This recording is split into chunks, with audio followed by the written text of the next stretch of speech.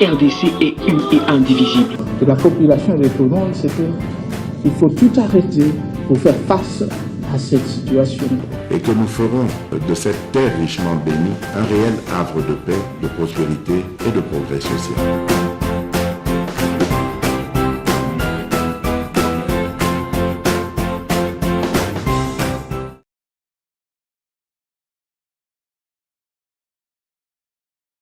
Suffisamment débattu ici, la question sur le juge pénal d'un ancien Premier ministre. Nous avons suivi plusieurs fois Maître Oscar Moubiaï se prononcer à ce sujet, donner des arguments et même lancer les défis à tous les professionnels de droit qui voudraient bien venir le contredire. Eh bien, on a eu pour la première fois Maître Godefroid Ilunga qui était ici, il a échangé, il a fait un débat avec Maître Oscar.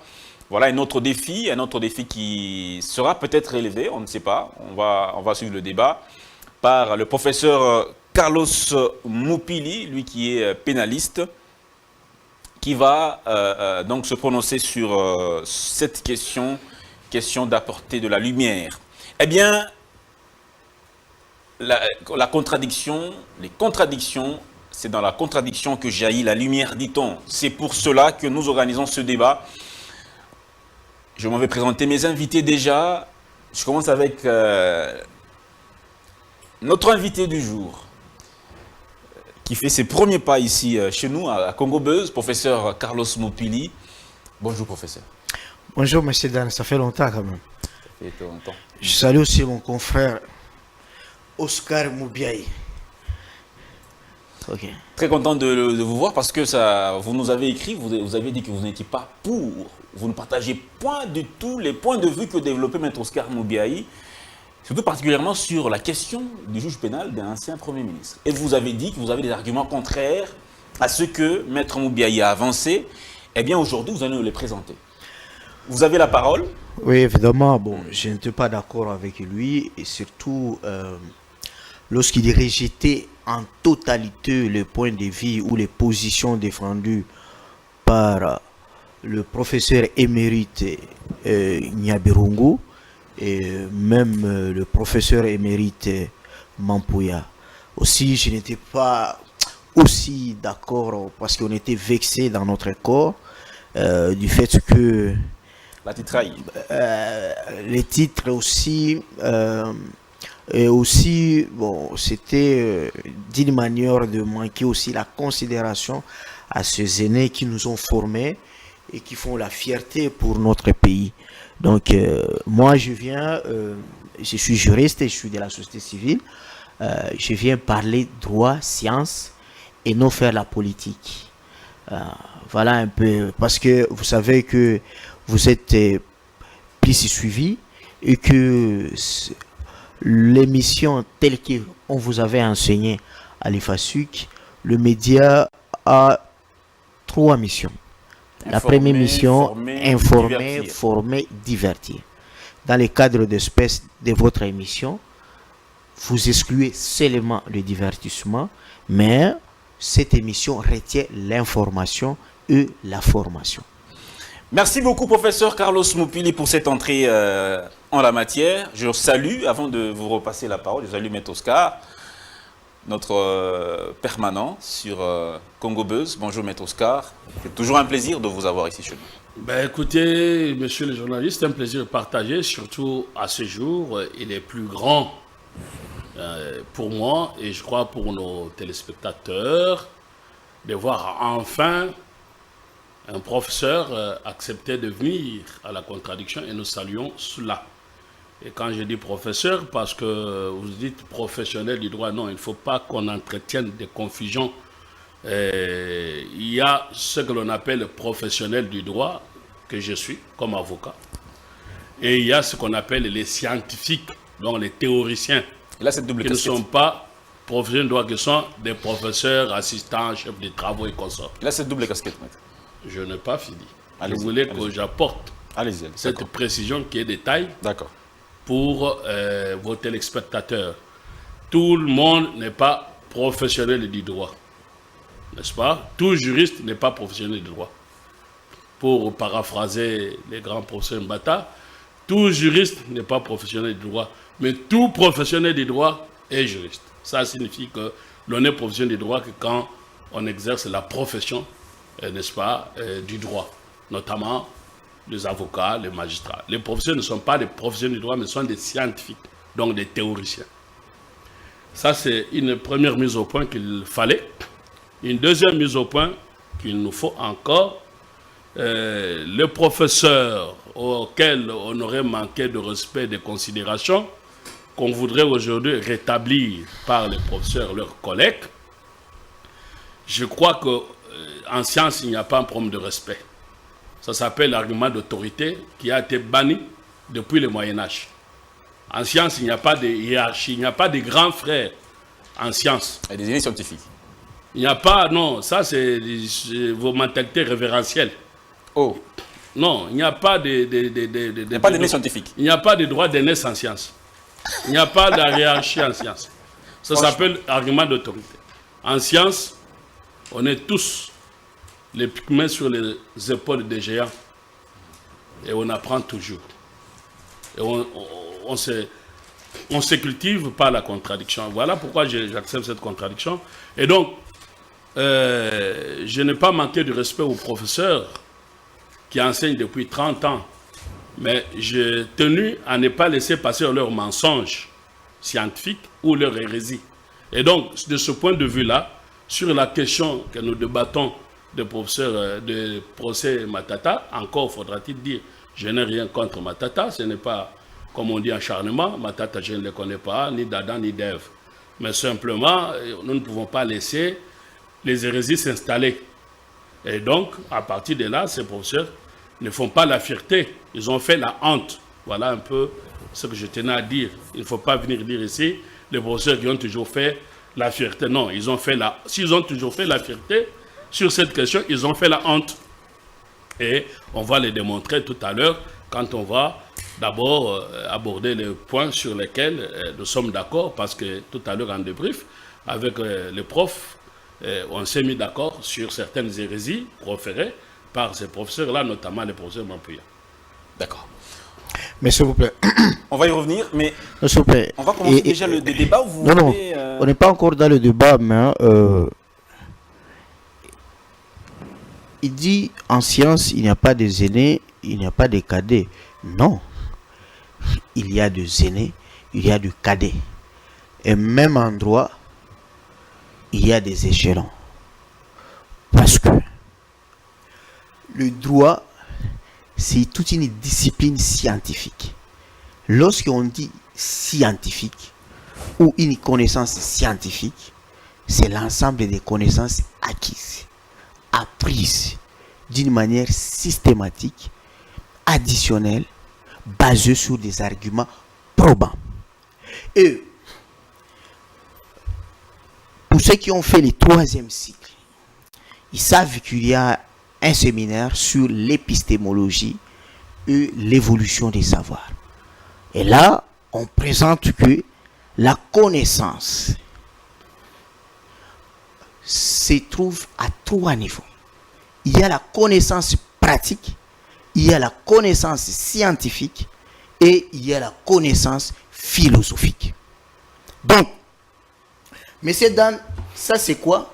Ça c'est le téléphone. Ça c'est quoi? Ça c'est ma veste. C'est la connaissance pratique, empirique. Mais quand je vous pose la question, qu'est-ce qu'est le téléphone? Qu'est-ce qu'est la veste? Il faut être quelqu'un qui a fait la télécommunication pour connaître la définition du téléphone. Il faut être quelqu'un qui a fait l'ISAM pour connaître la définition de la veste. Là, ça devient la connaissance scientifique ou la connaissance rationnelle. Mais lorsqu'on atteint le 3e cycle, le doctorat, après avoir appris plusieurs définitions, plusieurs connaissances de prédécesseurs, on vous amène à émettre un avis, un jugement de valeur pour ressortir ou mettre en évidence ceux qui vous ont précédé. Là, vous atteignez la connaissance philosophique. Et en droit, c'est là aussi. Et moi, quand j'enseigne les droits, je ne donne pas la définition de mes prédécesseurs. Je les donne, mais je donne aussi ma propre définition. Ça, c'est parce que j'ai atteint la connaissance philosophique. Mais un licencié se limiterait à donner ma propre définition ou bien la définition de mes collègues ou des autres doctrinaires. Voilà un peu un petit recadrage par rapport à la hiérarchie de la détention des connaissances. Voilà. J'ai fait LM2 2 fois. Je suis agrégé, j'ai fait la didactique. Je connais ce que je suis en train de dire. Merci beaucoup, professeur Moupili. Alors, on va prendre directement la première question. Je ne sais pas si Maître Oscar pourra revenir sur ça avant que... C'est pas le débat. C'est pas le débat. Ce n'est pas ça le débat. Les titres, ça c'est propre à notre culture de se donner des titres. Vous savez, il y a d'autres cultures comme Jean-Paul Sartre, que tout élève va étudier s'il a fait la philosophie. Il avait refusé les prix Nobel. Les prix Nobel. Donc moi je me refuse d'aborder la question par des titres. Je voulais aujourd'hui sur les 3 degrés de connaissance invoqués par les professeurs, je voulais qu'on en choisisse celui qui intéresse les Congolais. Il a parlé des connaissances pratiques, empiriques et philosophiques. Empirique ne nous intéresse pas. Vous savez, nos grands-parents, ou au village, quand vous allez aujourd'hui, vous allez voir nos jeunes sœurs et nos mamans avec casserole sur la tête, n'est-ce pas, sans tenir la casserole. Ils marchent main libre avec la casserole sur la tête. Et ailleurs, ça c'est empirique. Donc on pourra maintenant théoriser cela pour dire quel est le centre de gravité, quel angle pour que la casserole reste sur la tête sans qu'elle s'en tombe. Parce que si on prend des gens d'une autre culture, ils ne peuvent pas marcher avec la casserole sur la tête sans la tenir. Ça va tomber. Et donc les physiciens peuvent calculer ça, et à partir du moment que les physiciens calculent et arrivent à vous démontrer que ça, tel angle ou tel autre, nous atteignons cette théorisation-là, nous atteignons ce que l'on appelle la connaissance scientifique, parce qu'on théorise. Et puis après, il parle de la connaissance philosophique. Je voudrais qu'on reste sur aujourd'hui la connaissance, pas empirique, mais pratique. Parce que moi, je suis professionnel du droit. Je pratique ce que je dis. Nous les sommes et tous. je dis ce que je pratique. Alors, maintenant, le professeur à double casquette, ça m'arrange parce que nous voulons les gens qui ont cette double casquette d'être professeur, mais d'être aussi praticien. D'accord. Vous voyez? Parce que si on est praticien, on ne vient pas avec des théories académiques. Et enfin, je voulais dire sur mon propos, je n'ai pas douté de ce que sont nos aînés scientifiques. Ça peut arriver dans tout corps, n'est-ce pas? Dans tout corps, il y a la hiérarchisation.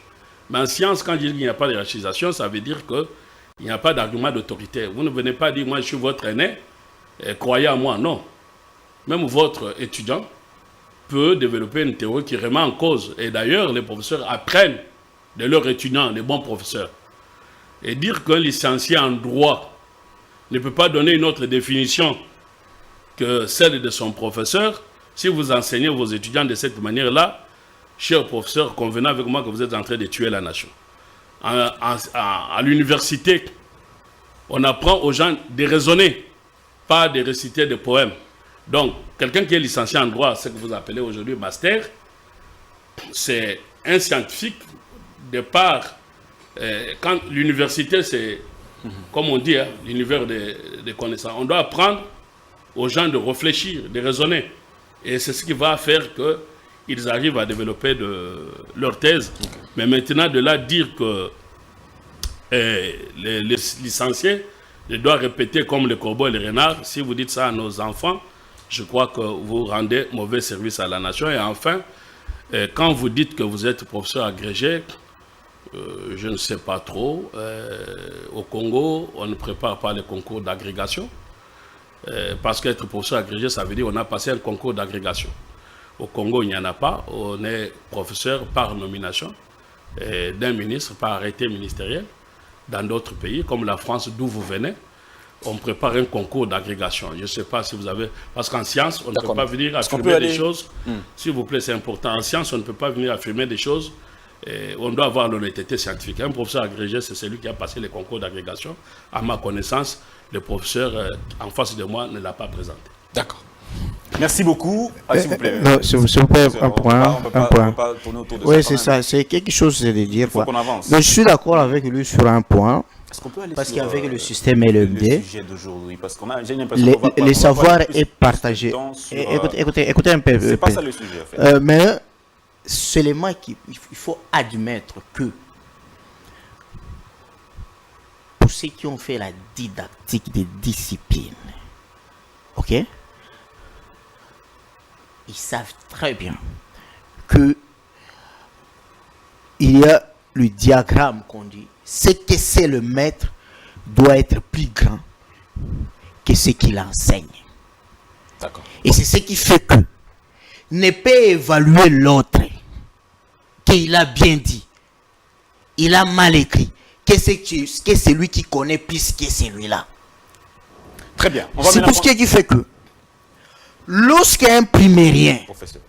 évalue son grand frère des humanités,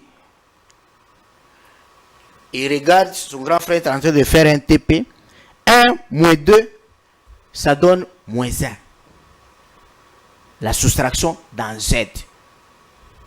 Alors que lui, à l'école primaire, dans l'arithmétique, on lui a dit c'est impossible. Lui il croit que son grand frère a mal répondu, alors que son grand frère a bien répondu. Donc, ça dépend du degré des connaissances. Très bien. C'est seulement ce que je voulais dire. Très bien. Merci beaucoup, professeur Carlos Mopili. Alors, on va prendre la thématique déjà. On va prendre maintenant la thématique. C'est sur la question du juge pénal d'un ancien Premier ministre. Alors, quel est votre argument à ce propos? Merci. Ici, les confrères qui sont devant moi, et que je l'invite au nom du respect de notre Constitution, qui impose les droits à l'information. C'est que ceux qui nous suivent, nos étudiants, ont droit à une bonne information. D'oublier, de laisser nos casquettes, peut-être politiciennes ou quoi, au vestiaire. Ici, comme nous nous sommes entendus, nous allons parler science, débattre science avec les confrères. Je suis avocat, lui autant, parlons science comme si on était devant le juge. Quel est le juge compétent d'un ancien Premier ministre? En tant que Congolais. Ou il faut parler même du président de la République. J'aime quand vous parlez de juge compétent. Je n'aime pas l'usage du mot juge naturel. Parce que dans nos textes légaux, on n'en fait pas usage. Et moi, j'aime respecter l'usage qu'on utilise. Le juge compétent. Parce que lui et moi, quand on est de l'autre côté, l'enfant du deuxième bureau, on l'appelle enfant adultérin. C'est un concept usé en droit positif français. Mais au Congo, on ne tolère pas ça. On dit enfant des second lit. Alors, quel est le juge compétent d'un ancien président de la République ou d'un ancien premier ministre? La réponse est simple. C'est le juge constitutionnel. Et personne, même le professeur Nyabirungu, même Mampouya, n'a pas dit le contraire. Mais ici, il faut situer les choses dans son contexte. C'est que il y a un fait qui s'est passé. Et après plusieurs années, ça a rebondi. Et on poursuit un ancien Premier ministre comme si on poursuivait un sénateur. Et c'est là où ceux qui défendent que dans le contexte du procès de Matata Pognon, le juge constitutionnel n'est pas le juge compétent. Tout simplement pourquoi? Parce que nous parlons droit pénal. Le droit pénal, pour les étudiants ou les téléspectateurs qui nous suivent, est régi par un principe sacro-saint. Celui de nullum crimen, nulla poena sine lege. Ça, c'est ce qu'on enseigne aux juristes juniors. Mais lorsqu'on devient juriste senior, on ajoute quelque chose. On dit nullum crimen, nulla poena, nullum judicum sine lege. Nullum judicum. Cela veut dire quoi? Pas d'infraction sans loi, ni peine sans loi, ni juridiction sans loi. Ça devient clair. Cela veut dire quoi?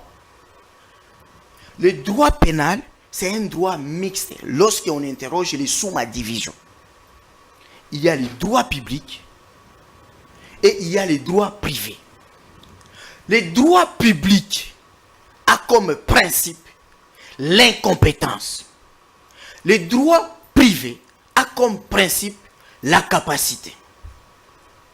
C'est pourquoi, en droit privé, il y a le principe, ce qui n'est pas interdit est autorisé. Mais en matière publique, l'incompétence est la règle. Et la compétence devient une exception. C'est pourquoi on dit la compétence est d'attribution. On est compétent parce que la loi ou le règlement vous autorise de commettre ou d'agir. Qualitate quo. Alors, lorsqu'on veut dire que je suis juge compétent pour juger l'ancien président de la République ou l'ancien Premier ministre, le confrère qui est devant moi, qui est publiciste, je vous dis, à l'université Lille 3, c'est une université créée, je crois, depuis 1971, qui forme des publicistes, des meilleurs. Il sait que l'incompétence est la règle. Et le droit pénal, c'est un droit mixte où il est privé parce qu'il défend les intérêts des victimes. Et il est public parce qu'il est d'ordre public. Il défend la société. D'accord. Alors, est-ce qu'on peut l'appliquer maintenant à ce cas précis? Mais c'est là où je vous dis, dans le cas précis, il n'y a aucun texte qui les prévoit. Et le confrère, il dit, je l'ai suivi, ça encourage l'impunité. Oui. Est-ce que c'est nouveau? Il y a vide juridique. Non, ce n'est pas nouveau. Parce que, au-delà de ce principe de la légalité criminelle, il y a aussi le principe de l'interprétation stricte de la loi pénale. On ne l'interprète pas comme l'on veut. Et d'ailleurs, les révolutionnaires français disaient que le juge ne doit être que les micros, la bouche de la loi. Et s'il ose interpréter, c'est la forfaiture. C'est la peine de mort. Donc, Merci. je me limite là, parce que mon temps est là, mais j'entends d'abord sur le principe, il est publiciste, et nous sommes tous d'une même école. D'accord. Qui ne contredisent d'abord si la compétence n'est pas d'attribution. Et si elle est d'attribution, qui me la prouve, où est-ce qu'il a lu que le juge constitutionnel est le juge de l'ancien président de la République et de l'ancien Premier ministre. Voilà. Allez, vous avez pris 8 minutes. Ok. Donc, il va aussi s'exprimer pendant 8 minutes. Maître Moubiaï. Merci beaucoup. Je n'ai pas besoin de beaucoup de minutes pour ça. Il faut... Je suis d'une école où on parle utilement. Pour prendre contre-argument. Oui, mais malheureusement, j'ai suivi les professeurs. Pendant 8 minutes, je n'ai pas suivi un argumentaire quelconque. Si ce n'est que des théories générales du droit. Et c'est ce qui pose problème ici, chez nous. Quand on vient dire le principe de l'égalité, ça ne pose pas problème à personne. Parce que de manière universelle, il est admis que le droit pénal est caractérisé par le principe de l'égalité, ce qu'il a dit en latin. Le principe cher à Beccaria, je crois que c'est un principe du XVIe siècle. Sauf que ce principe a évolué. Et malheureusement, c'est pareil que les principes qu'invoquent des Nyabirungu, des Matata, plutôt de... Bon, Nyabirungu c'est l'avocat de Matata, donc ce qu'il dit c'est la bouche de son client, de Mampouya, donc ils ne sont pas entrés dans l'histoire scientifique. Ils sont malheureusement restés dans le passé. Alors, je préfère ne pas revenir sur toutes les théories qui ne nous occupent pas ici. D'accord? Qui ne nous occupent pas ici. Ce qui nous occupe, c'est la question posée. Il faut répondre à la question. Est-ce que l'ancien Premier ministre en droit congolais a-t-il un juge? Ma réponse est oui. Et ce juge-là, on ne l'invente pas. Ce qui interdirait, ce qu'il a appelé le principe de l'égalité, pour nos téléspectateurs, le principe de l'égalité, c'est de dire qu'en droit, tout ce que l'on dit est égal devant la loi. Non, ce n'est pas ça le principe de l'égalité. Ça, c'est un autre principe. Le principe de l'égalité, l'égalité, la loi. Le principe de l'égalité veut que tout ce qu'on dit et l'on fait repose sur la loi. De sorte que si ce n'est plus sur la loi, ça devient de l'arbitraire. Quand vous dites que M. Matata doit être jugé par tel juge, vous le dites sur base de quelle loi qu'il est dit. S'il n'y a pas de loi, ça devient de l'arbitraire. C'est ce qu'on appelle le principe de l'égalité. D'accord? Alors, maintenant, le confrère me pose la question pour dire quelle est la loi qu'il est dit. Et je vais lui donner la loi. Donc, alors, dans ce qu'il a appelé le principe qui a évolué, parce que dans la base pour les étudiants, parce que les histoires dont nous parlons ici, c'est pour les étudiants débutants de deuxième année graduat, les cours que donne le professeur Nyabirungu pendant 30 ans. Maintenant, mon inquiétude est que ce prof ait enseigné des histoires comme ça à nos enfants. À ce moment-là, j'ai beaucoup de craintes. Et j'ai beaucoup de la peine qu'il ait enseigné des histoires qu'il est en train de proférer. À moins qu'il soit à 30 générations. Oui, à moins qu'il soit en train de le faire dans l'intérêt de son client.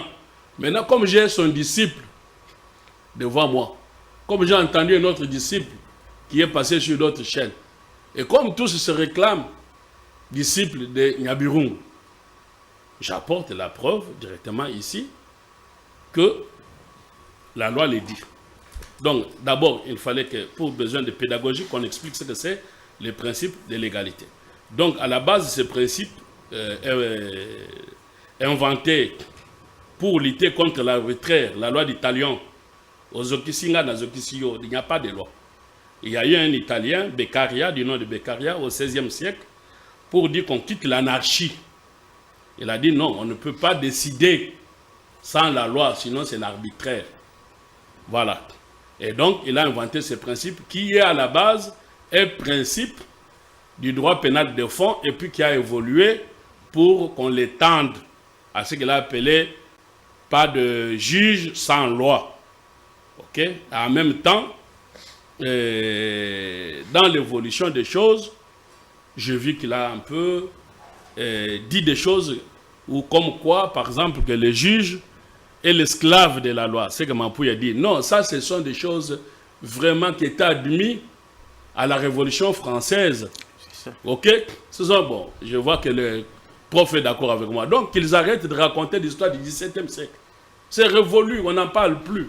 Lui, il vient de la France, je viens de la France. En France, on ne parle plus des choses que des Mampouilles sont en train de nous dire ici. C'est révolu. Il le reconnaît. Bon, comme il le reconnaît, je ne développe pas, on va dire j'ai manqué de respect. Je ne vais pas aller loin parce que nous avons un timing et puis il y a un sujet précis. Non, vous avez dit 8 minutes, non? Que tout le monde je n'ai pas fait même 1 minute. Tout Donc j'étais en train d'évacuer déjà ça et je vois qu'il est d'accord déjà avec moi. Alors, donc sur ce principe-là, pour maintenant dire quel est le juge qu'on me cite, Nabirongo dit, citez-moi un seul endroit dans la Constitution congolaise où on parle de l'ancien Premier ministre. Alors je cite un endroit. Je renvoie, monsieur le professeur et confrère, à l'article 199, vous allez le lire vous-même. 199 de la Constitution. C'est vous qui m'avez posé la question. Oui, mais... Je vous donne la Constitution. C'est plus rapide. Non, vous le donnez, Daniel Pédé. Non, parce que il faut que ça vienne de votre Non, bouche. lisez. Parce que quand vous allez arriver là où on parle de l'ancien, je crois que vous n'allez plus sortir là-bas, vous deviendrez muet. Parce que vous allez vous rendre compte vous-même et vous aurez du mal par votre conscience Lisez, Dan.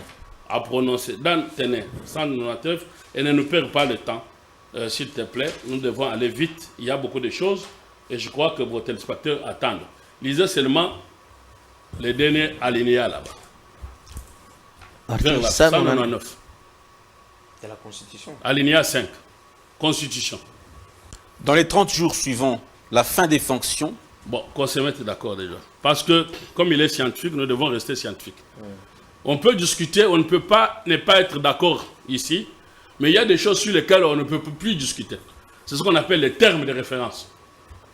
D'accord? Alors, nous devons nous mettre d'accord sur les termes de référence qui n'appellent pas discussion. C'est comme là, la lumière est lumière. Bon. Alors, quand on dit dans les 30 jours qui suivent... La fin des fonctions. Les 30 jours qui suivent la fin des fonctions du Premier ministre. Là, on est dans l'ancien ou dans les ministres en fonction. Dans les 30 jours qui suivent la fin des fonctions. Il est en fonction ou il n'est plus en fonction? Il n'est plus. Je ne sais pas, prof, si vous pouvez me répondre. Vous pouvez aussi m'interroger. Il n'est plus en fonction. Je vous suis. Bon, dans les 30 jours qui suivent... La fin des fonctions. La fin des fonctions. Faute de cette déclaration, en cas de déclaration frauduleuse ou de soupçon d'enrichissement sans cause, la Cour constitutionnelle ou la Cour de cassation est saisie selon le cas. Bon. Maintenant, nous pouvons interpréter. Les membres du gouvernement sont tenus de faire une déclaration de leur patrimoine à l'entrée de leur fonction, comme à la sortie. Et à la sortie, c'est là où on dit dans les 30 jours qui suivent la fin de leur fonction. Je ne vous arrête pas. Je vous dis simplement qu'il vous reste 1 minute. Je vais donner la parole au prof. Mais j'ai fini. Dans votre temps d'antenne. Lui, il a parlé 1 minute, tu n'étais pas en train de l'interrompre. C'est 7 minutes déjà. Est-ce que vous... Mais ça, c'est pas un problème. Allez. Moi, je n'ai pas besoin de beaucoup de minutes. Mais nous devons que vos clients, il prendra mes minutes si vous voulez. Et souffrez de ne pas m'interrompre. Allez-y. Parce que quand il parle, vous ne l'avez pas interrompu. Donc, dans les 30 jours, c'est ce que a conduit à la polémique actuelle que nous avons sur la mort de M. Chérubin Okende. Il a été appelé à la Cour constitutionnelle dans le cadre de la déclaration du patrimoine. Et ici, je préfère, pour que je ne sois pas pris au mot, en tout cas, il n'a pas été appelé au jour où il s'est retrouvé là-bas. Ou au jour où il se serait retrouvé, parce que rien n'indique que M. Chérubin Okende était à la Cour constitutionnelle au jour de son enlèvement. Mais toujours est-il pour que nos compatriotes, parce qu'on tente de faire croire qu'il y aurait un piège à cet illustre disparu, Chérubin Okende, pour qu'on aille les tuer à la Cour constitutionnelle. Non. Donc, c'est dans le cadre de cet article où il avait l'obligation d'aller comme un ancien ministre éclairer sa déclaration sur son patrimoine. Donc, cela est admis. Et donc, quand on dit, selon les cas, les ministres, c'est devant la Cour de cassation. Comme membre du gouvernement, on a des ministres et le Premier ministre. C'est pour ça qu'on dit selon les cas. Les ministres, c'est devant la Cour de cassation. Et le Premier ministre, c'est devant la Cour constitutionnelle. Et donc, s'il fait une mauvaise déclaration, ça veut dire s'il a menti. Et s'il s'est enrichi illégalement, cet ancien Premier ministre est justiciable devant la Cour constitutionnelle. Merci. J'arrête là. Je veux lui donner la parole. Il a dit que je lui cite une disposition légale. Voilà la loi. Je n'ai pas vu ça. Mais lisez. Alors, lisez ça. Vous n'avez pas vu. Lis. Mais vous avez la Constitution. Oui, Mais vous m'avez dit que vous avez la Constitution. J'ai la Constitution qui lit. Mais lui, il a lu. Vous encore. avez dit que vous n'avez pas vu. Mais pour bien voir, lisez vous-même dans votre... Bon, donne-moi ma Constitution. Lui, il a la Constitution. Chacun lit ça. C'est la même Constitution. Moi, je vous ai lu. Je vous renvoie. 99 alinéa 5. Vous dites que vous n'avez pas vu. J'ai Regardez. compris. Vous avez compris bien, vous avez lu. Lisez d'abord. Dans les 30 jours, C'est ça. Qu'on se mette d'accord sur les thèmes et les références. Sinon, nous allons discuter dans le vide. Moi, vous dites que vous n'avez pas vu. Moi, je vois. Je vous renvoie à ça. Article 99, dernier alinéa. alors, Maître Mopili. Si vous allez dans cette compréhension-là, je vais vous aider. Avant qu'on ait dans la compétition, lisez d'abord. Je vais vous aider. À quoi? Allons dans la loi organique qui régit la Cour constitutionnelle à son article 108. Les infractions... S'il vous plaît. Est-ce que vous pouvez lire d'abord que nous soyons sur les mêmes termes? Je suis dans mon C'est temps. pas un problème de temps. Est-ce que l'on peut dire, j'apporte ici un démenti solennel, que quand qui c'est, Nyabirungu dit qu'on ne peut pas parler de l'ancien Premier ministre dans la Constitution, j'ai dit la Constitution pas de l'ancien Premier ministre. À l'article 99, alinéa 5. Vous souhaitez... J'ai cet article-là, 99, alinéa 5. Pour qu'on avance, lisons le même article. Qu'ils lisent. Alors, Maître Mopili, S'il vous plaît. vous Nous souhaitez... parlons, il ne faut pas attribuer une compétence qui est autre. Non, Parce ça, que... c'est notre... Alors, je vais vous faire comprendre. Non, qu'on se mette d'abord sur ce que l'article dit et on interprète. Ce n'est pas vous qui conduisez le débat. Non, moi je ne dis pas ça. Maître, Je crois que c'est s'il vous plaît. complète. Attendez. Vous voulez... Non, Je voulais l'aider parce qu'il cherche là où on parle de l'ancien. D'ailleurs, on n'a pas écrit ancien. Mais lui, il a fait une interprétation pour dire c'est à l'expiration du mandat. Ce qui est un peu vrai. Mais est-ce qu'un peu vrai bien que... Lisez alors d'abord, qu'on puisse se dire... Parce que vous avez dit que vous n'avez pas vu. Maintenant, vous avez vu. Je vous renvoie là où vous allez Oscar, trouver est-ce que... les cas où on parle clairement d'un ancien président de la République et d'un ancien Premier ministre. Donc vous n'êtes pas d'accord avec cette disposition-là? Attendez. L'article 108 de la loi organique qui régit la Cour constitutionnelle. Pour les infractions commises en dehors de l'exercice de leurs fonctions, les poursuites contre le président de la République et le Premier ministre sont suspendues jusqu'à l'expiration de leur mandat. La prescription de l'action publique est suspendue. La juridiction compétente est celle des droits communs. Confrère, vous avez suivi? C'est qu'ici, c'est une contradiction de cet article-là. mais c'est ce que je suis en train de dire. 99. Écoutez, nous sommes en matière pénale. Lorsqu'on est en matière pénale, il y a ce qu'on appelle les juridictions d'exception. Et les juridictions d'exception sont créées par rapport à la qualité de la personne jugée et aussi de la nature particulière de l'infraction. C'est comme ça que jusqu'à présent, la doctrine retient trois. Nous avons par exemple les juridictions pour les mineurs, où on vous dit, dans notre droit positif congolais, un Congolais ou une personne âgée de moins 14... Écoute-moi, je suis en train de démontrer. Si on va on touche là-bas, ici, ça Mais de... ce que vous devrez comprendre, Dan, c'est que en matière de droit pénal, telle infraction ou telle personne, selon telle juridiction. C'est ce que je suis en train de vous parler. Nous parlons de juge constitutionnel, de la Cour constitutionnelle, qui est une juridiction d'exception, qui n'est pas une juridiction d'un ordre, mais une juridiction créée par la Constitution. Et nous parlons ici des infractions créées par le droit constitutionnel. Donc nous sommes en matière de droit constitutionnel pénal. Ce ne sont pas des choses comme ça. Donc selon cet article-là... Attendez, suivez le débat, faites la police des débats. Non, je veux juste Je comprendre. crois que vous n'êtes pas juriste.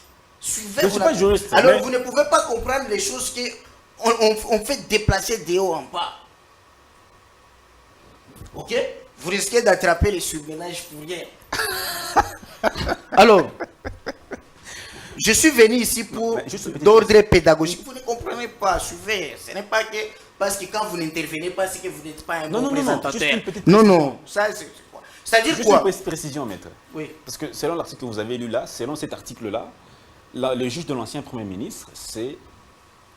Comment dire? C'est-à-dire, vous avez compris que il y a les actes, les infractions posées par le président de la République et le Premier ministre par rapport à leur mandat. Là, ils sont justiciables devant la Cour constitutionnelle. Mais lorsque... Ils sont hors mandat. Non. Lorsque ils commettent les infractions détachables à leur fonction, ok? On ne les poursuit pas.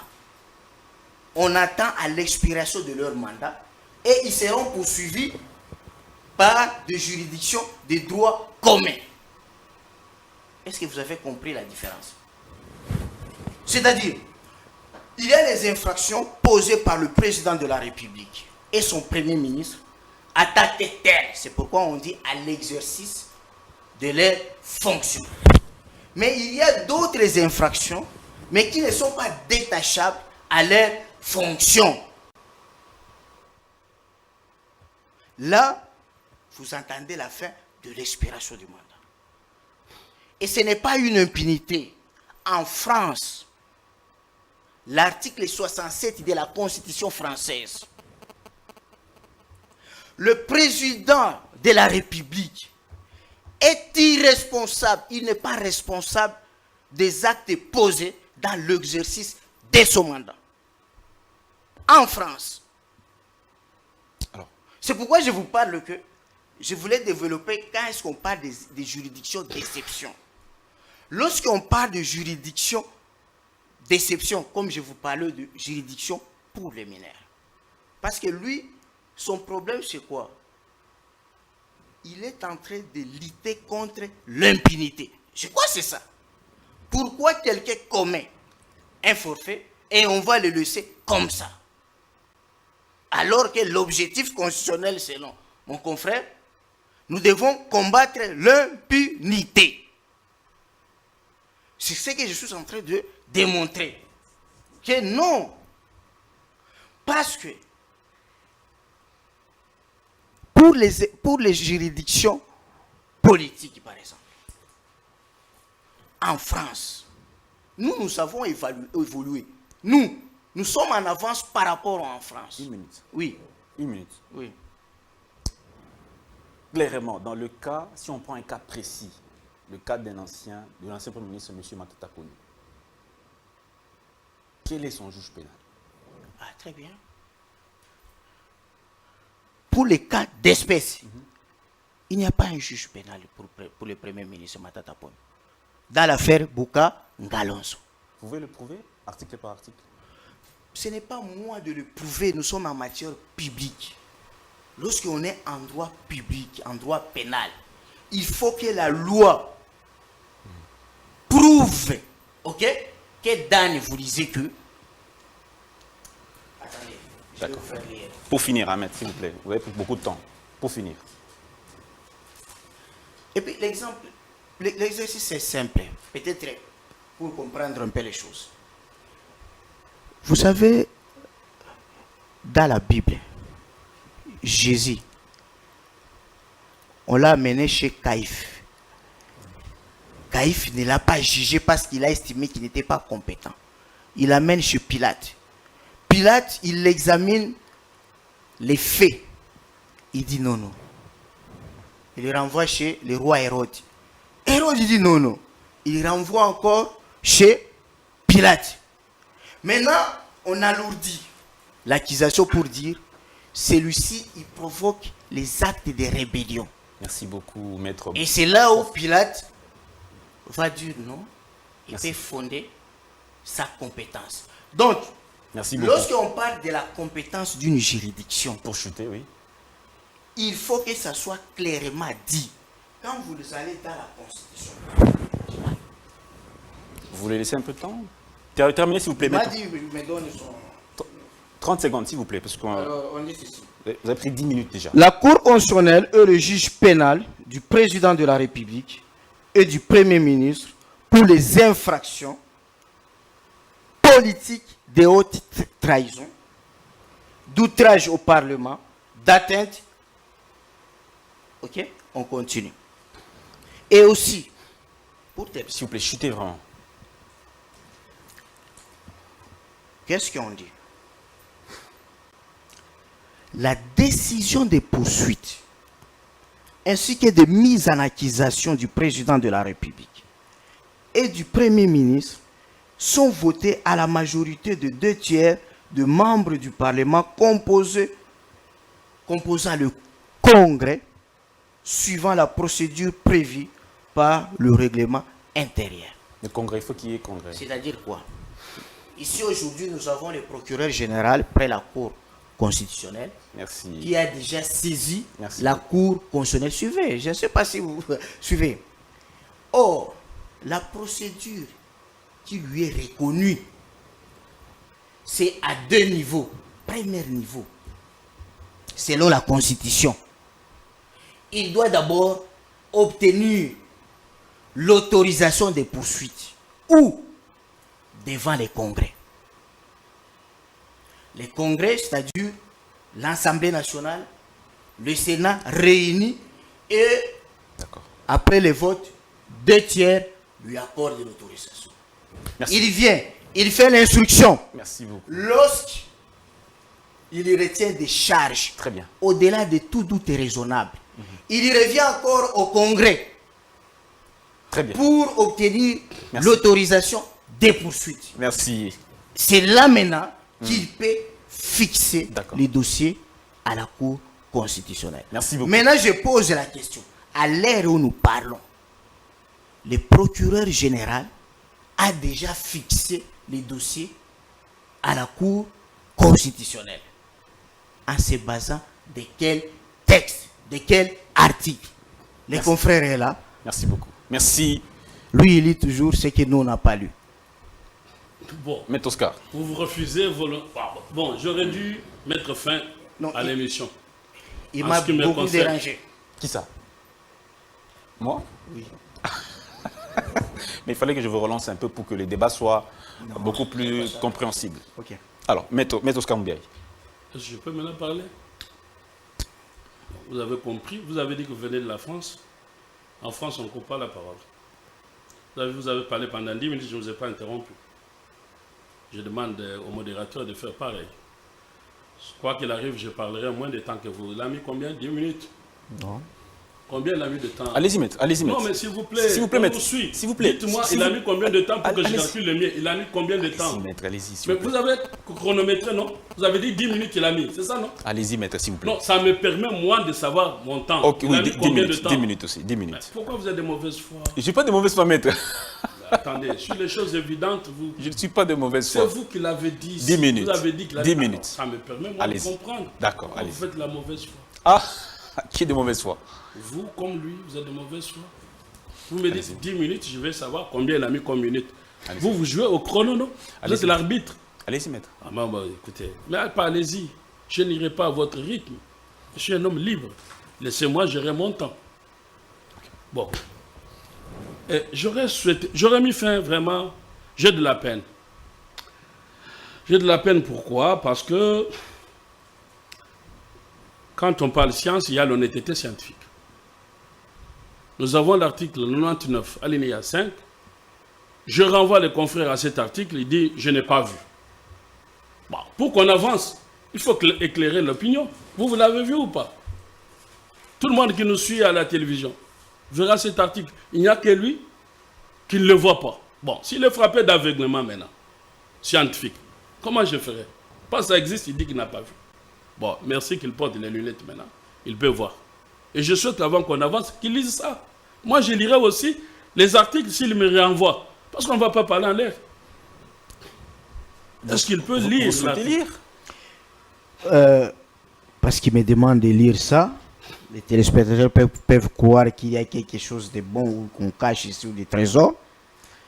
Dans les 30 jours suivant la fin des fonctions, faute de cette déclaration, en cas de déclaration frauduleuse ou des soupçons d'enrichissement sans cause, la Cour constitutionnelle ou la Cour de cassation est saisie selon les cas. Bon, Pourquoi moi j'ai fait fi? Parce que l'affaire Matata ne rime pas avec cette disposition de la fausse déclaration de biens ou d'enrichissement illicite. D'accord, c'est pas votre temps d'antenne, s'il vous plaît. Maître Oscar. Bon, j'ai apporté un premier démenti solennel.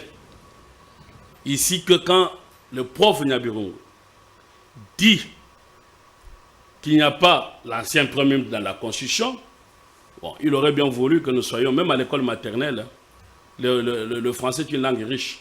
Quand on dit dans les 30 jours qui suivent après les fonctions, on a compris qu'on parle de l'ancien. S'il n'y a que ses disciples et lui-même qui ne comprennent pas que 30 jours après, c'est l'ancien, à ce moment-là, il ne faut pas chercher le sexe des anges. Ça, c'est le premier démenti solennel. Moi, je suis venu ici apporter des démentis solennels devant l'opinion tant nationale qu'internationale et devant la contradiction des professeurs qui a dit ici qu'on a sali le corps. Deuxième démenti solennel. Cette fois-là, nous sommes dans le cas du professeur Bampouya. Quand il dit qu'il y a 3 ordres juridictionnels au Congo, ça n'existe nulle part au monde. Et nos étudiants doivent savoir, et que le professeur l'a dit ici, et il ne va pas me démentir. Je l'interroge, il peut m'interroger. Il n'y a que 2 ordres juridictionnels,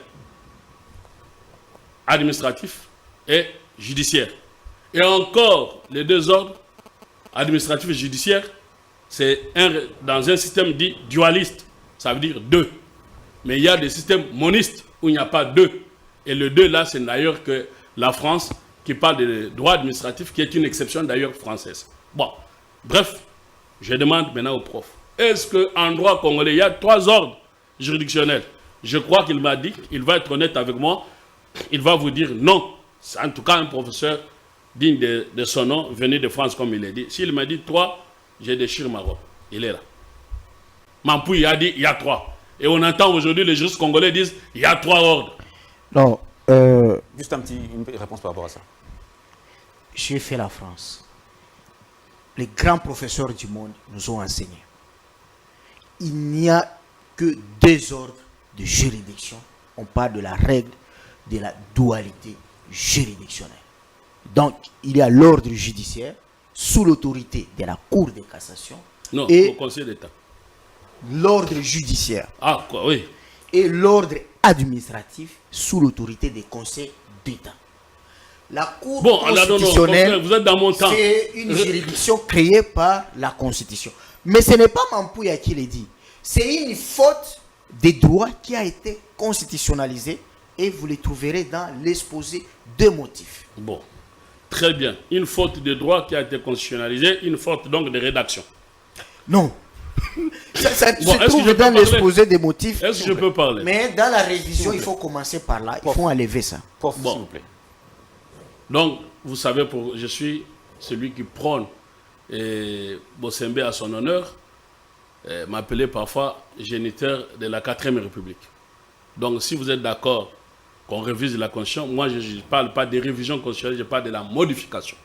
Et que je demande, n'est-ce pas, aux candidats aux élections présidentielles d'inscrire dans leur programme la sortie de la 3e République pour sortir de toutes ces confusions. Bon, là n'était pas le débat. Vous avez compris qu'avec le professeur, donc le monde entier pourra vous dire qu'il n'y a que 2 ordres juridictionnels. Vous avez vu les disciples de Nyaburungu et de Mampouy ici qui parlaient des 3 ordres dans leur dernier débat. 3e chose, ça dans le propos du prof, là c'est une erreur propre à lui. On ne parle pas de juridiction d'exception. La Cour constitutionnelle n'est pas une juridiction d'exception. Et le terme juridiction d'exception est prohibé. En droit, on ne parle pas de juridiction d'exception. Ça a été prohibé. S'il peut me contredire, il aura la parole. On parle de juridiction spéciale et non pas d'exception. Il y a une grande nuance. Bon, une fois que l'on a dit ça, vous avez compris que le prof m'interroge en s'appuyant sur un autre argument qu'on détruit dans 1 minute. Même pas 1 minute, seconde. Il me demande, et ça, j'ai suivi l'avocat, je crois que c'est le confrère Onyemba. Je l'invite aussi au débat, il ne vient pas, mais il tweet, il parle. Je l'ai suivi tweeter pour dire ce que vous induisez les gens en erreur, s'il me suit. Je l'ai suivi dire ce que vient répéter ici le professeur, pour dire que l'article 166, comment on va voter au Congrès. Alors, je le renvoie à l'article 83 de la loi organique qu'il a cité sur le fonctionnement et la Constitution. L'article 83. Parce qu'on a parlé des infractions commises dans l'exercice et hors exercice. Alors, là, l'article 83 dit, on peut le lire. Moi, je ne parle de la loi organique, il peut lire. Monsieur. Non, donnez-nous, pouvons lire. Donnez-lui à Daniel, il va lire.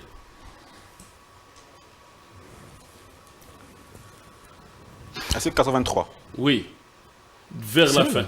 Vers la fin. Oui. Dernière alinéa. Oui. Il dit dans le cas de l'article 99, alinéa 5. Il est dit lorsqu'il est fait Application. de l'alinéa 5. Lis à haute voix, s'il te plaît. Excuse-moi. Lorsqu'il est fait application de l'alinéa 5 de l'article 99 de la Constitution. S'il vous plaît. L'article 99, c'est celui-là qu'on avait invoqué à la Constitution. Oui.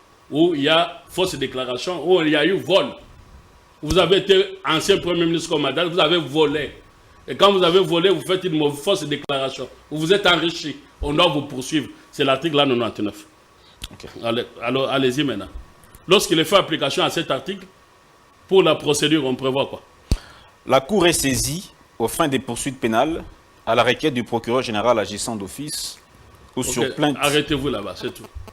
Donc, il vous dit, ils font une mauvaise lecture. Quand il s'agit d'un Premier ministre en fonction, la Cour est saisie sur autorisation du Parlement en congrès. Et ici, il faut encore ajouter, parce que nous n'avons peut-être pas le temps, quand on est venu vous dire ici que pour déclaration de l'état d'urgence, il fallait que le congrès se réunisse, c'est encore un mensonge, cette fois-là dans les chefs de M. Tambo Mwamba. Mais je ne vois pas Mampouy les critiquer ici, alors qu'il nous a laissé mourir de Covid, Mabunda et Tambo Mwamba. Mampouy qui parle de déclaration de l'état d'urgence ne critique pas ça, pour lui ce n'est pas grave. Bon, bref, ça ce n'est pas un débat, mais s'il peut venir au débat, nous allons en parler. Donc l'article 119 de la Constitution ne s'applique pas à la déclaration d'urgence, ça n'exige pas le Congrès. Bon, ici maintenant, je vois le professeur en train de lire. Donc quand il s'agit des infractions, quand Matata est en fonction du Premier ministre, ce n'est à ce moment-là, on applique l'article 166. Vous pouvez chuter, vous avez 10 minutes. Vous pouvez chuter déjà? Quand il est en fonction, on applique l'article 166. Et quand il n'est pas en fonction, on n'applique pas l'article 166. C'est l'article 83, cher à lui, c'est lui qui a mené ce code-là, multiple. Dit que cette fois-là, c'est sur requête du procureur général pré-cour constitutionnelle. Et c'est ce que le magistrat Mokolo a fait. Et je vous ai toujours dit, c'est un magistrat chevronné, il ne pouvait pas se méprendre. Et donc, les gens devraient lire. Donc, quand Matata n'est plus en fonction, on n'applique pas l'article 166. C'est l'article 83 de la loi organique qu'il a et qu'il peut relire, qu'il ne connaissait pas et qu'il doit connaître maintenant. Bon, ok. Est-ce que vous êtes en train de m'interrompre? Vous dites que c'est déjà l'heure. Bon, si vous dites que c'est déjà l'heure, je m'arrête là. Et puis, il y a d'autres histoires. Donc, on a dit quoi? Le juge constitutionnel est juge compétent, de l'ancien comme du nouveau. Bon, le pauvre Luzolo arrive au même résultat, mais il ne démontre pas en termes procéduraux. Je comprends, c'est un pénaliste généraliste. Mais là, il faut combiner beaucoup de théories pour arriver au résultat. Donc, là, je vous démontre que le juge pénal est là. On vous dit l'article 166 de la Constitution, je vous démontre qu'il est neutralisé quand on n'est plus en fonction. C'est l'article 83 qui s'applique. On vous dit que l'article 168 de la Constitution, je crois qu'il aura du temps là-dessus. L'article, je préfère vider ça comme ça, il prendra tout le temps. L'article 168, on vous dit, la loi ne rétroagit pas. Non, l'arrêt n'est pas une loi.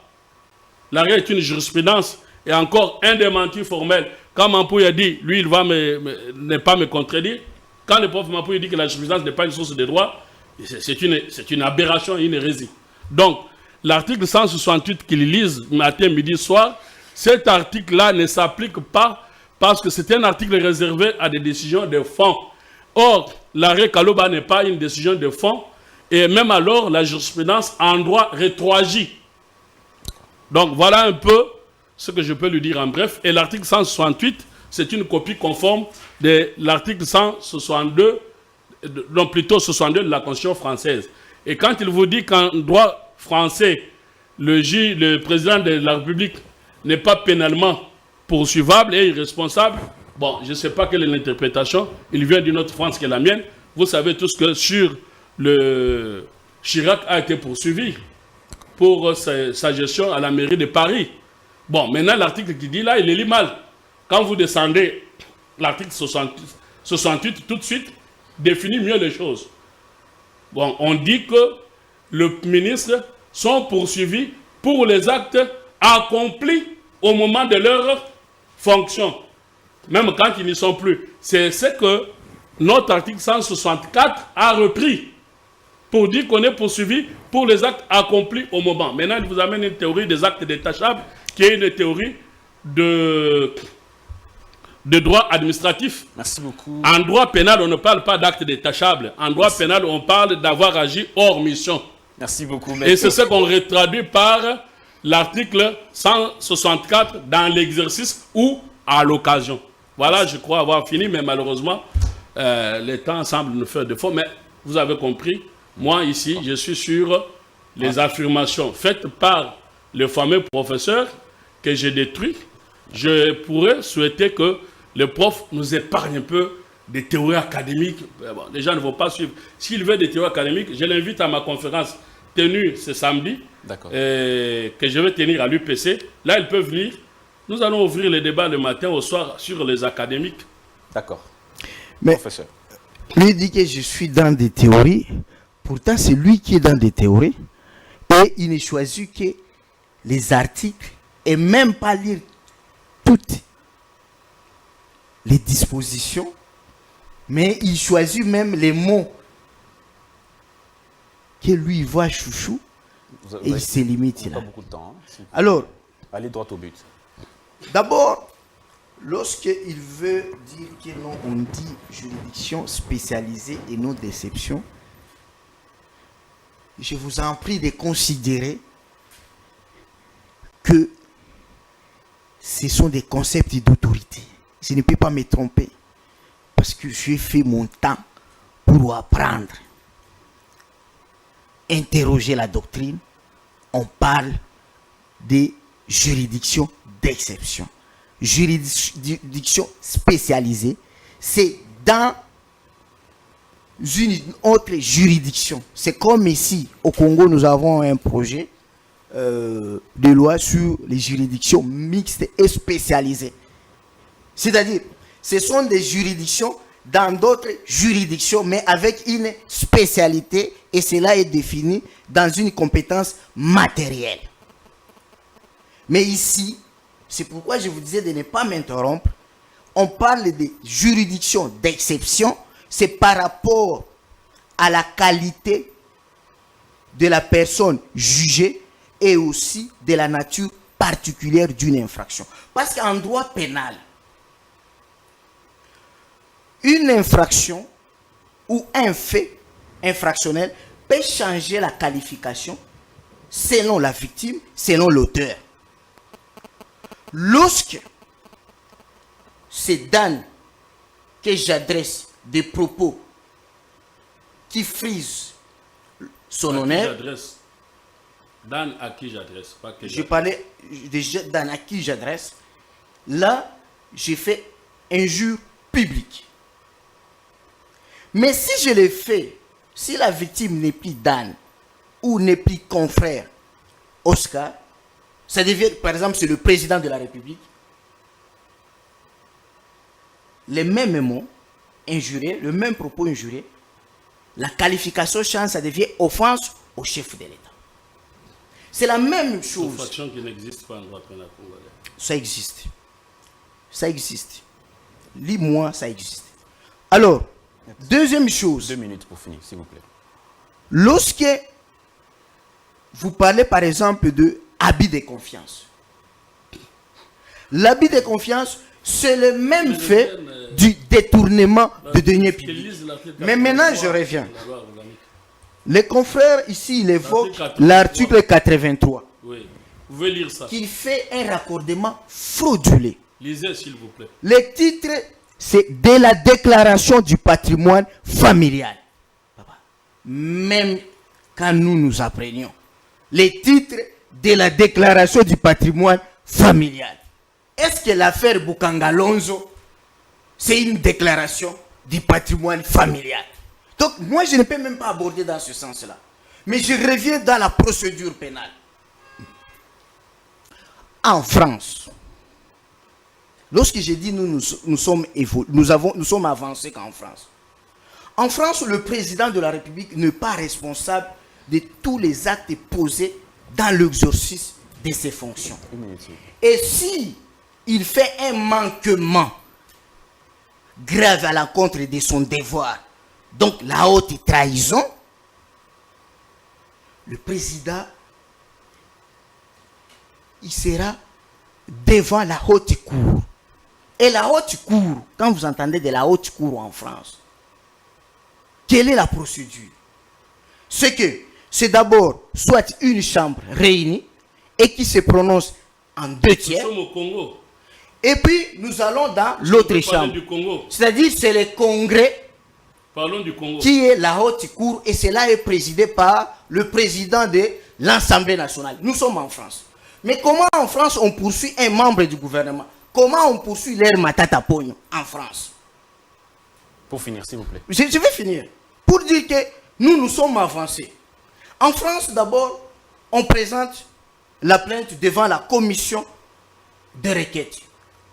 Là, c'est pour statuer, pour filtrer la recevabilité. Et là, cette commission de requête est composée de 3 juges, anciens conseillers. Je suis avocat en France. Hein. Attends, on y va. Ne soyez pas plus catholique que les... Ne vous en faites pas. plus catholique que les papes. Ne vous en faites pas. Ne vous en faites pas. Donc, revenez au Congo. Après, lorsqu'on quitte la commission de requête, si la plainte est jugée recevable, la plainte est transférée au procureur général, près la cour de cassation. Celui-ci aussi, qu'est-ce qu'il fait? Il envoie ça à la commission d'instruction. Et après la commission d'instruction, c'est là maintenant où on saisit la Cour de justice de la République. C'est la Cour de justice de la République qui est composée de 12 parlementaires, plus 3 juges qui viennent de cassation, mais c'est présidé par le juge, par un magistrat professionnel. Merci beaucoup. Où on statue maintenant sur la poursuite d'un premier ministre ou un membre du gouvernement. Donc, fonction bien ancien. Pardon? Cette procédure que vous décrivez, c'est pour un premier ministre en fonction ou un ancien? Mais vous parlez comme moi je parle. Vous disiez qu'en France on ne parle pas quand l'autre parle. Vous vous contredisez. Vous aviez fini. Alors, c'est pour vous dire quoi? Non, c'est pour vous dire quoi? Nous terminons le débat. Les confrères n'ont pas prouvé que par rapport à l'infraction dont Matata Ponyo est poursuivi comme Premier ministre, quel est son juge compétent? Il ne l'a pas prouvé. Il est allé trouver un juge compétent par rapport à la déclaration du patrimoine familial.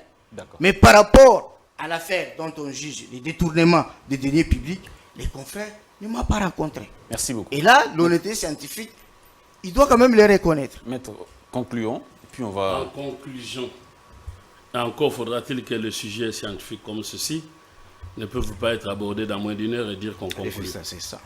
Bon, là au moins on se met d'accord. Donc voilà, moi en conclusion, nous nous sommes mis d'accord ici. Comme je vous ai toujours dit, on ouvre le débat, le soleil se lève, avant qu'il ne se couche, on se sera mis d'accord sur certaines choses. Au moins à mi-chemin, nous sommes déjà d'accord avec les confrères qui a admis avec moi qu'en droit congolais, il n'y a pas double ordre juridictionnel. Ça, on s'est mis d'accord. Bon, alors que les professeurs dont ils vantent les mérites, ils disent le contraire. Deux, nous sommes d'accord avec lui ici que la jurisprudence est une source de droit, contrairement à ce que son professeur Mampouya, et je vois que c'est un public international.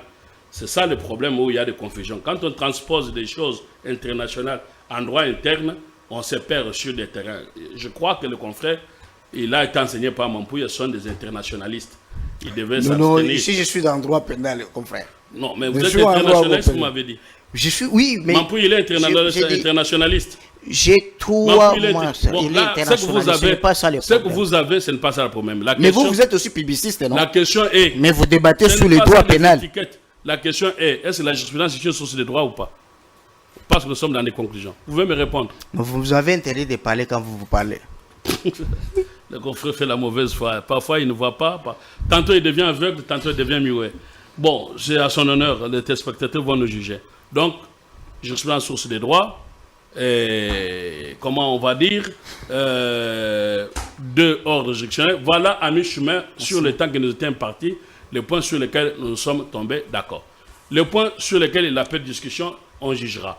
Il estime que moi j'ai apporté un démenti formel pour dire quand Nyabirongo dit quand dans la constitution congolaise, nulle part on ne parle de l'ancien Premier ministre, j'ai démontré à l'article 99 alinéa 5. Bon, quand ils disent que l'article 166 qui exige le vote au Congrès, j'ai renvoyé à l'article 83 de la loi organique qui dit que dans ces cas-là, ce n'est pas l'article 166 qui s'applique, c'est celui 83. Maintenant, les confrères viennent vous dire, mais je suis de mauvaise foi, je fais des contournements, en disant que ici on parle de déclaration du patrimoine. Mais déclaration du patrimoine, c'est le vol. Ça veut dire quoi? On a volé l'État congolais, on s'est enrichi, c'est ça l'infraction, le vol.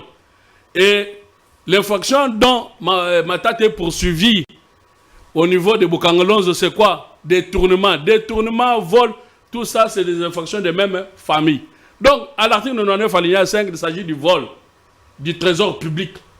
À l'article l'affaire Bukangolonzo, il s'agit du vol du trésor public.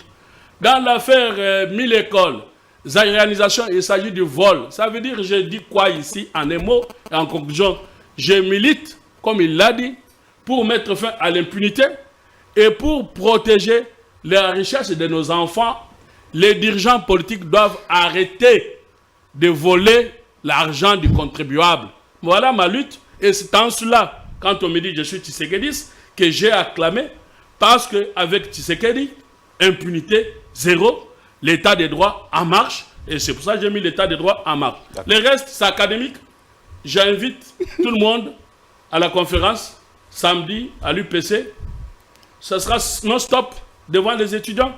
On va éclairer toutes les théories. Ça n'a rien à voir. Donc, s'il vous plaît, Dan, là, j'aime un peu les confrères, là où il a chuté, parce qu'il a fait une bonne présentation.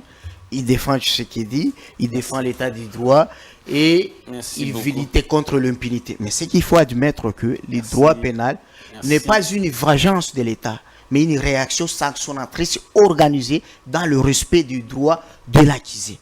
Ça, il faut retenir. Deuxième chose qu'il faut retenir, que les droits pénals, tout droit pénal marche avec un État, parce que c'est un attribut de la souveraineté. Si dans notre droit pénal, ça a été fait ça, alors prochainement, il faut corriger. Parce que vous pouvez me dire le juge compétent de sa sainteté pape, le juge compétent de monarque de Grande-Bretagne, vous avez la parole. Merci beaucoup, Maître Carlos Moupili, professeur Carlos Moupili. Merci beaucoup, Maître Si Oscar la Constitution était...